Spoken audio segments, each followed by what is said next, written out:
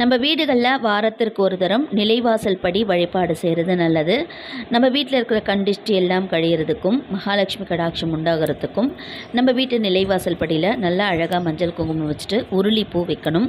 உருளிப்பூ வைக்கும்போது உருளி தண்ணியில் கொஞ்சம் போல் மஞ்சள் தூள் போட்டுக்கணும். ஒரு ஏலக்காய், ஒரு லவங்கம், பச்சை கற்பூரம் இதை போட்டுட்டு அதுக்கு மேலே நம்மக்கிட்ட இருக்கிற பூக்கள் எல்லாமே போட்டு வச்சுக்கலாம். இது வாரத்திற்கு ஒரு முறை கண்டிப்பாக மாற்றினா ரொம்பவே நல்லது. நம்ம நிலைவாசல் படியில் கண்டிப்பாக நம்ம விநாயகர் சிலையோ விநாயகர் திருவுருவப்படமோ வைக்கிறது ரொம்பவே நல்லது. அவருக்கு வைத்து நம்ம தினமுமே விநாயகர் பெருமானுக்கு வழிபாடு செஞ்சுட்டு வந்தோம்னா நம்ம வீட்டில் இருக்கிற துர்சக்திகள் எல்லாமே போயிடும்.